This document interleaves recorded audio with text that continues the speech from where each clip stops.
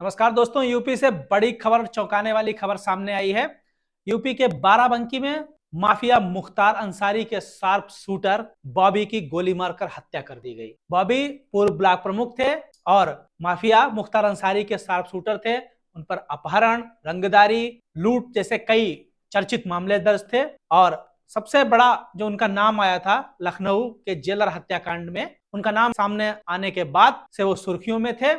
लखनऊ से लौटते वक्त देवा रोड पर आसानी मोड़ के पास दो बाइक सवारों ने ताबड़तोड़ उन पर गोलियां बरसा दी। करीब 10 राउंड फायरिंग की गई। इस फायरिंग में वो गंभीर रूप से घायल हो गए।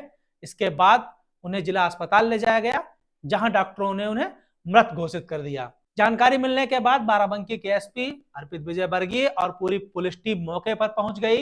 इलाके के सारे सीसीटीवी खंगाले जा रहे हैं, बाइक सवार किधर से आए थे और हत्या के बाद किधर गए हैं। मुख्तार अंसारी के शार्प शूटर बॉबी का पिछले कई महीनों से कुछ लोगों से रंजिश का भी मामला सामने आया है।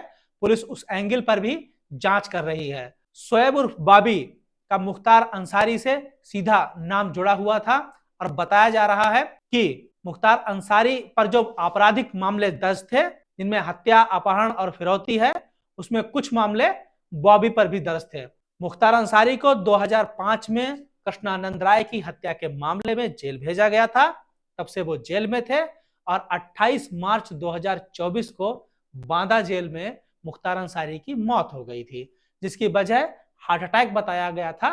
लेकिन उनके परिवार वालों ने कुछ और गंभीर आरोप लगाए थे। मुख्तार अंसारी के गैंग में शामिल अब शार्प शूटर बॉबी की हत्या के बाद ये माना जा रहा है कि यूपी से अब जरायम का खात्मा शुरू हो गया है।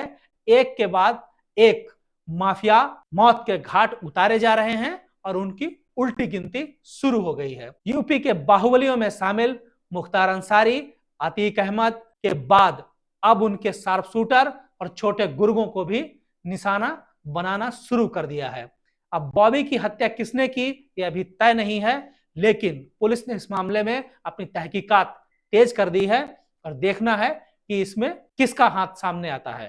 धन्यवाद। नंबर थी शोएब महमूद कुदवई।